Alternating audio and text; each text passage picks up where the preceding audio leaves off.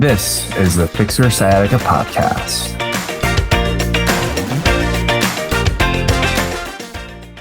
Let's talk about paying for healthcare, paying to solve the problems that you never wanted in the first place. If you're listening to this episode, that means that you're dealing with sciatica. You probably spent a lot of time suffering and also a fair amount of dollars to actually trying to solve this problem. And if you're still listening to this, you're still probably trying to solve that problem. And what happens when those resources come up short? What happens when you don't have the money nor the insurance to actually help fix this problem? And so today is a very special guest, and she is all about helping people navigate the healthcare system when either uninsured or underinsured. So today I have Dr. Erkeda Derouen, physician and digital health extraordinaire. Dr. Derouen, so good to see you. Thank you for coming. Thank you so much for having me. And I'm really excited to talk a large part about just navigating the healthcare system. I know that even for me, I have my own health insurance, and I'm fortunate enough to be able to pay for those services that aren't necessarily covered out of pocket. But I even know that for me, being able to have those resources is still pretty complicated to navigate, and oftentimes doesn't necessarily mean I'm going to get the best care nor get my problems solved.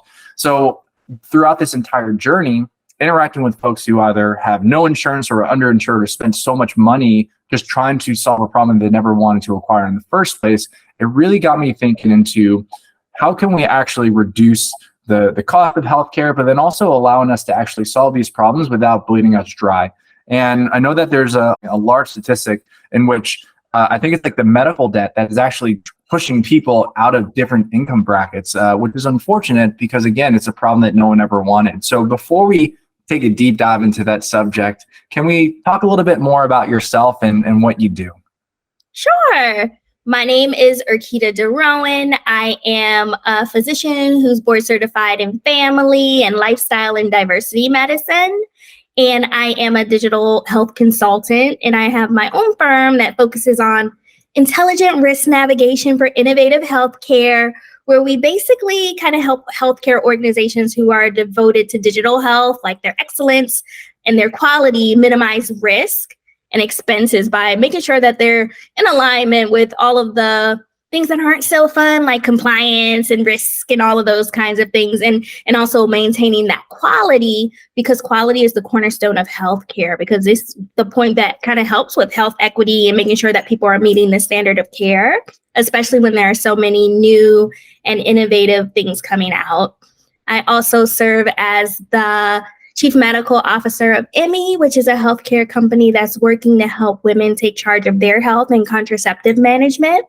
But my favorite role, I think I would say, because all of the things that I'm doing is kind of like powered by my passion for health equity, and I'm sure we'll talk more about this, but is given all of the disparities in healthcare, I'm just trying to help with solutions to kind of decrease and eliminate those disparities through everything I do. And I have an organization called the Pacemakers, where we're working to kind of help people, everyday people, kind of figure out all of this chaos that is going on with understanding healthcare. It shouldn't be this hard. Like, I even sometimes have difficulties understanding like the insurance stuff and all of those kinds of things. So we need a way to help navigate that. So I have an app called Pacemakers app, where it helps with education on different conditions or how to navigate the healthcare system, as well as educating people on the resources that are out there and building community where people can like ask questions amongst themselves.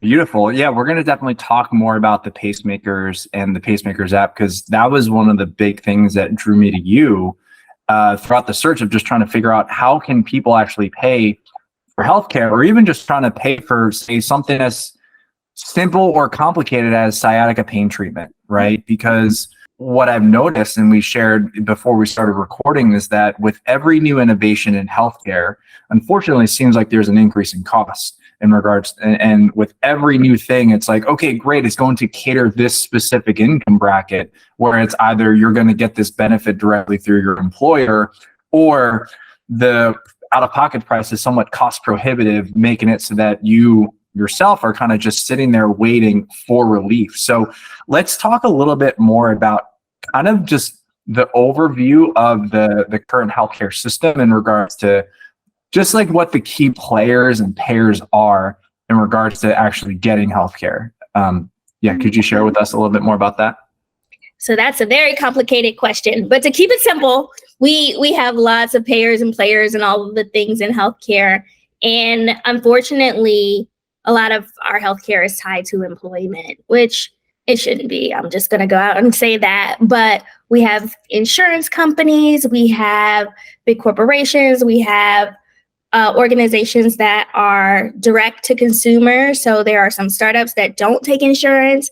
There are some providers that are also direct to consumers, like direct primary care offices and things like that, where they're helping to try to reinvent and bring back that kind of heart to healthcare, where you're meeting patients where they are, and some of them get partnerships to help supplement some of the things people can't do. And then there are other systems in place, like federally qualified health centers, where you may not necessarily have insurance, but that doesn't mean that you are not able to get care. You can go there and they have sliding fees and things where they can kind of help you according to what your income is based on. So there are a lot of options out there, and there are a lot of key players, but I think we like to think of it in terms of umbrella insured versus uninsured. And there's all these other things like indemnity programs and stuff. So insurance is complicated, and it's crazy how complicated it is, especially in our country where we're the only industrialized, civilized, nation where we don't have some form of universal healthcare coverage. So everyone has to kind of try to figure out and navigate it. Yeah, it's extremely complicated. And there was this book that I read, and I finished it the second half of last year, and they actually talked about, the U.S., what's really interesting is that the U.S. actually has kind of 4 types of healthcare plans, where we have government funded, government physicians, and then also private, and then privately owned. And what's interesting is that it ends up being a blend of the various different health systems that are actually located throughout all the world.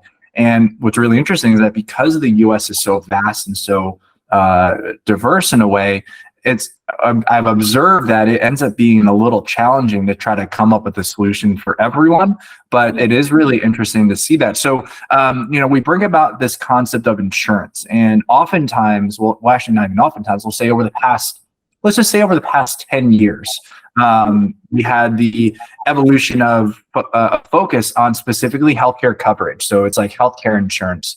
But what I've realized over the past couple of years is that having healthcare coverage and having healthcare insurance doesn't necessarily guarantee you, one, that you receive care, or number 2, doesn't necessarily guarantee that you won't be having to pay more on top of what you are paying. And oftentimes it's because of might not necessarily have a full understanding of the benefits that we do have.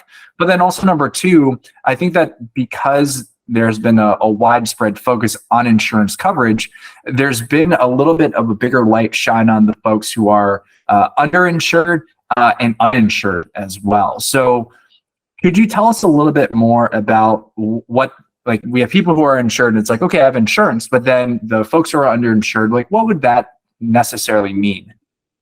Yeah, that's a great question, because everything is so complicated. So you have, when we think about insurance, we usually are I have it or I don't. So I'm insured versus uninsured. So being uninsured means you don't have health insurance coverage. So all of the medical services that you have to pay out of pocket. And these expenses are so costly, extremely costly. And for the past few years or so, it's been about 30 million or 10% of America that does not have insurance. And more recently, I think since 2022 or 2023, it's gotten a little better, surprisingly, during the pandemic. So only about 26 million Americans are uninsured, but that's too many. So if you're thinking about it and you have a bill, you can go to the emergency room, and if you had insurance, you would pay a deductible, and that can range from different prices depending on your insurance. So some person might pay $50, someone might pay $150, but the insurance is mostly going to cover the rest if it's within the realm, and billing's a whole nother thing. But when you go in and you don't have insurance, they have these set fees that they can charge for certain things. I remember, and this is an embarrassing story from when I was in residency. My friends are probably going to hurt me for saying this, but we went out for a New Year's party, New Year's Eve, and I cut my finger on the way to the party. And yeah, it was delightful. So we were all dressed, ready to go. We still went to the party, but my finger started to like progressively hurt more and more. So we ended up having to leave and like go to the emergency room because it was still bleeding like 12 hours later. So when we got there, I hadn't planned to go to an emergency room. So I didn't have my insurance cards and all of those things. They gave me, it was too late because the hand heals very quickly to do any sutures or anything like that. So they literally gave me an antibiotic to see if it prevent like, infections and things, Tylenol, Motrin. And I think like one other thing that was very minor. They didn't do any x-rays or anything. I didn't need that. When I got home, that bill was $900 for Motrin, ibuprofen, and a Tylenol. And I thought that was like preposterous. And because I was thankful I had health insurance, I just had to call them and be like, hey, this is a claim, blah, blah, blah. And it was covered. But imagine all of the people who don't have that type of coverage. So bills are astronomical for no reason at all. So moving on to the other component of from being uninsured, where you have to pay for all the things, to underinsured. So a lot of people think like, okay, if I have insurance, like I'm good. And underinsured basically is having enough, like having some coverage, but it doesn't cover much. Like it doesn't meet your healthcare needs. So this can be due to high deductibles. It can be due to like very low coverage for certain things, limited benefits, exclusions, all of the different things where you have to read the fine line and they're like, yeah, we'll cover everything except if you get this, you're not covered, that kind of stuff. So people can go into major debt while they even have insurance. Like there was one story of one of my friends who had a pap smear. It was abnormal. And so they had to go and get something called a colposcopy just to make sure like you don't have cancer. It was an outpatient procedure, very quick in the office by the GYN. And she had insurance, but it was terrible insurance. So when she got the bill back, they charged her, they sent it to 2 labs, which was strange. And one of the labs was like a LabCorp, and they had charged $1,400 for that swab that came back normal. And she was able to call them and get it taken down to like $200 or something. She was like, oh, wasn't insured, blah, blah, blah. But she called the hospital and was like, I don't understand why I went to 2 labs and you're charging me $2,500 in addition from that $1,400. And they said, well, it went through your insurance and we only cover like $50 of it. So you have to pay it. And because it went through the insurance, we can't like give you any deductions or anything. So you was $2,500. So imagine how many people are going through that, and depending on their certain situations, that could be life-changing. Like they may not be able to pay their rent or pay their car note or get food for themselves or their kids. So we have to get systems in place in order to have more coverage. This episode is brought to you by the Patient Advocate Program. Are you tired of not having support between your rehab sessions? Introducing the Patient Advocate Program, and we're focused on your recovery, and we're offering you 24/7 access to a doctorate of physical therapy. Stop waiting in line to be seen and stop spending hours doing long exercise programs. Imagine being able to get all of your care delivered straight to your phone. Best of all, it's affordable. We believe everyone deserves top-notch relief without breaking the bank. So why wait? Take control of your health today and visit ptpatientadvocate.com and book your free call with our experts.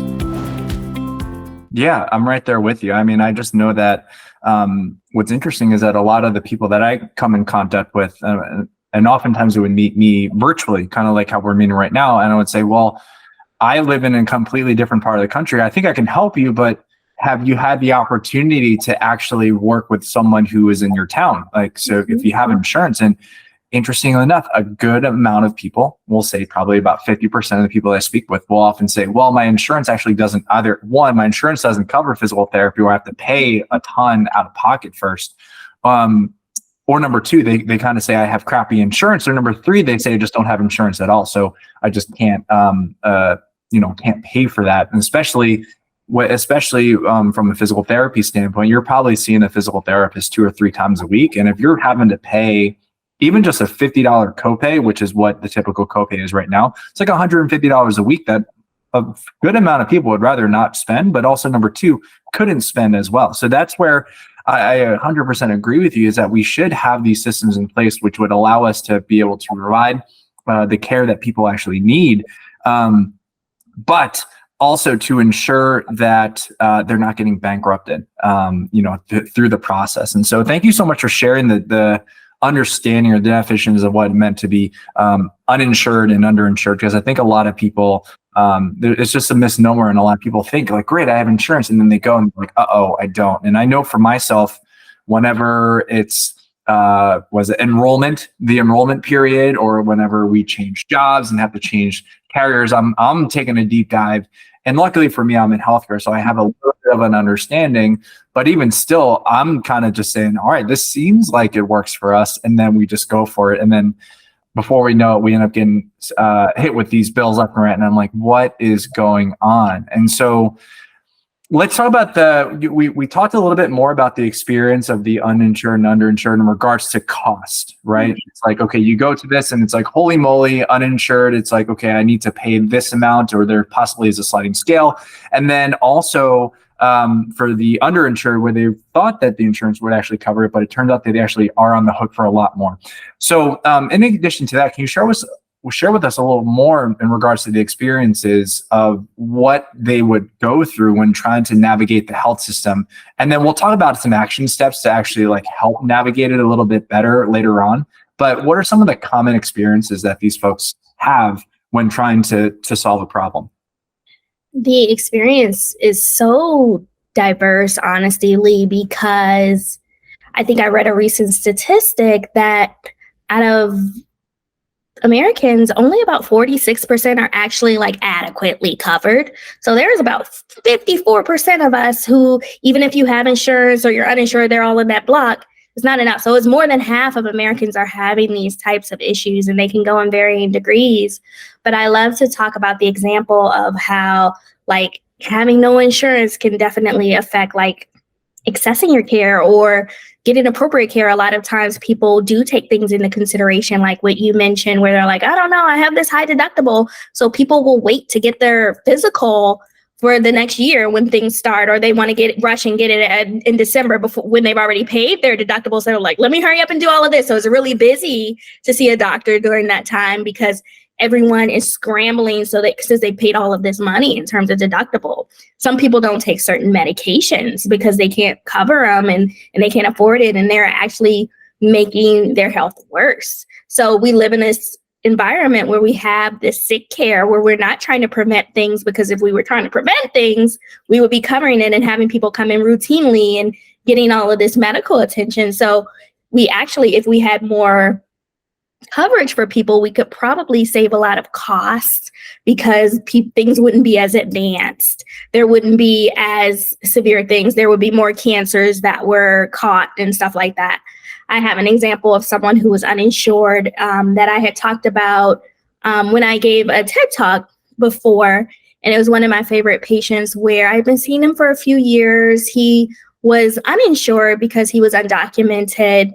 And I was seeing him at a federally qualified health center. He was super lovely, lovely man. And he had hypertension, all of these kinds of things. He would go missing for a little while, come back. And then long story short is his labs started to decline in terms of like his kidney labs. So it got to the point when we needed to refer him to see a kidney doctor. And there were all of these different things that had to come together with us meeting with the social workers and trying to find financial assistance and things. Thankfully, this organization did have a partnership where they could refer people over to certain specialists. So they were able to refer him, so he had like a lower copay to see him. And over the few months where he saw him, it actually turned out that he needed dialysis. And when you need dialysis, that means that your kidneys have failed and they're not working properly. And if you don't get that, over time, you will lose your life, which is terrible. So we have, I'm sure you guys have seen dialysis centers throughout your communities where you have like the DaVitas and things like that. So typically when people have renal failure, they go to the dialysis center a couple of times a week and they are able to function. And sometimes people will need to get a transplant and stuff like that. But for this individual, since he did not have insurance, they decided to send him to the emergency room every 3 days so that he could get the dialysis that he needed and then have financial assistance work from the hospital. So you'd rather hospitalize someone and tens of thousands of dollars instead of having partnerships or some kind of coverage for them where they could get the care in the appropriate arena. Yeah, that's I'm sorry to hear that your patient had to go through that, but also in a way, I'm really glad that there was a way for him to receive it. But you're absolutely right. Like that, people have to get sent to the ER for some of these. In a way, for the insured folks, something like dialysis ends up being more like a routine thing. And so you have those dialysis centers, and as you were describing to me the experience, it's like we're looking at patients either holding off on care or holding off on visits, or having to choose between paying for their medications and the food that they need to put on the table. And then in some cases, or in a lot of cases, because of the fact that the way that hospitals are structured, if you go to the ER and you can't pay for it, then in some cases the hospital kind of quote unquote eats that cost, right? And so unfortunately, that's what a lot of people have to go to. And I see this a lot actually across the Reddit boards. I follow a couple of the pain management Reddit boards, and some people are like, oh, I'm in so much pain, I'm going to go to the ER. And I actually just interviewed an ER physician and an ER PA and also an ER physical therapist. And we were actually talking about some of those big challenges. Is that someone coming into an ER for some of their quote unquote routine paperwork? And so it is important to know that, or to observe that this is something that happens pretty common enough for us to be able to say that things need to change. Because what ends up happening is that it's like your patient goes to the ER, it ends up being like, $10,000 to $15,000 for that procedure in the hospital, which means that, okay, the hospital eats up that cost, but that hospital needs to make up that cost somewhere else, right? So it ends up, in a way, kind of inflating their cost to be able to make up for that in the first place. So, it's really, really something. And so I was glad that you brought up was that you helped him navigate some of the ways to be able to receive the care that he needed, which brings me up to my next question in regards to, we know that the healthcare system's really complicated. So how can we simplify navigating the healthcare system? So then that way, folks who are uninsured, underinsured, the people who really need healthcare, how can we simplify to make it a little bit more easy to follow? Because already when you're sick, all you want to do is get better. You never chose to get sick. And already when you're sick, you're really uncomfortable. So having to navigate that is already going to be another stressor that just makes things extremely challenging. That is a great question. And I think that it's a great need. And in having conversations, I think is important. Like conversations like you're bringing up here on the podcast are definitely necessary, because a lot of times it's just kind of like the things you don't know. Like nobody knows, like if you're in the hospital and you feel as though you're not getting the right care you need and those kinds of things, that we have things to call, like people call patient advocates, that you can reach out and talk to and they can advocate for you. A lot of people don't know that. A lot of people don't know that if you don't have insurance, there are organizations that can help you. Things like nonprofits that specialize in certain diseases sometimes have funds to help you. Things like the federally qualified health centers or community health centers, they are government funded and they have things where they can have special prices for their pharmacy or special prices where they can see you and the clinicians or the therapists, and things like that, where they're coming to work together. And they have partnerships like what we talked about with seeing specialists like the renal doctor, or going to have a partnership with their physical therapist for people who need to do that. Or if you need your mammogram, they had different things where they had the truck come out and stuff. So I would not be discouraged or wait. If you need care, you can look and see where you can find those organizations. So I have the app called Pacemakers app, PACEMAKERZAPP.com, where I have resources on there where you can look for community health centers and other things disease-based, But there are also other organizations out there. There is the American Academy of Family Physicians, where they have a guide where you can go through and you can kind of type in like, I need food, I need this, I need to see a specialist. How can I do that? And when you go to these centers, they have social workers there who can help you. There are also other communities where they come together and they talk about the diseases that they have and talk amongst themselves. That's what I'm aiming for with the pacemakers. So people can come together and they say, I have sciatica. Like, what helped you? Where did you get care? And those things. And then also looking into your free resources, especially in this realm. So can you go to YouTube and try out some of these things? Can you go to some of the online platforms?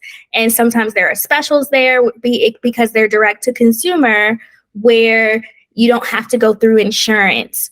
Or are there times where you can go and try different things like walking or swimming and stuff like that can help with your back, your legs, all of the different things and help you. But when you need to seek advice from providers who can help you maintain and navigate these types of things, it's always good to start at some of these community environments because they have a lot of resources.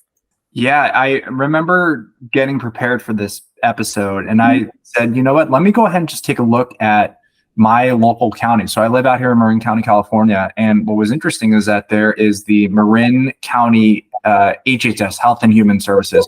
And what was really cool is the fact that they had a couple of those resources available. They had a couple of those resources available when it comes to, say, healthcare, childcare. And I found it to be really interesting because out here in California, the state-funded healthcare program is Medi-Cal, also some covered California as well.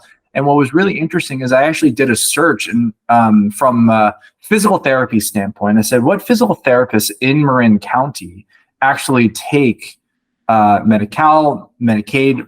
And interestingly enough, there were only 2 facilities that actually accepted that insurance. And what's even more interesting is that those 2 locations are actually hospitals. They're community hospitals. So it was so looking into that, I worked in I did an internship at New York Presbyterian Hospital during it was my last rotation, and we actually saw some state-funded some patients with state-funded health insurance or Medicaid, and it was interesting because they did have a benefit. I think they had about between 12 to 20 visits, depending on the condition. But it was really interesting to see that. And luckily, out in New York City, you have a lot of different community hospitals. Unfortunately, out here in Marin County, you only have 2 community hospitals. And so Marin County is not a small county. There's a lot of people. And so it really just got to me thinking, what are the other resources? And I'm so glad that we have the Pacemakers app, that you created that, which provides a resource because, navigating healthcare is extremely difficult and challenging, which gets even worse when you're hurt and sick. So I'm so thankful that you have put that out there. There's a lot of resources that could be, and I really appreciate you saying that the free resources that are out there too, because we live in an amazing day and age where there's so much information readily available to us. In fact, you can probably get the entire physical therapy education at your fingertips for free on Google, but you just need to know and search the right terms. And I know that you can find the various different research articles and everything like that to be able to figure out what is going to be the best. And so, and right there, we have the Pacemakers app and all the initiatives that you're pushing through. I'm so thankful that it's around. For the listeners who are like, Dr. Derouen, I want to, reach out because I want to take a look at this app, but also if we're looking at partners, right, to be able to help this grow, what's the best way to get in touch with you and learn a little bit more about what you're doing? I wanted to say I'm so thankful that you're starting these conversations, and I appreciate you inviting me to come on the show.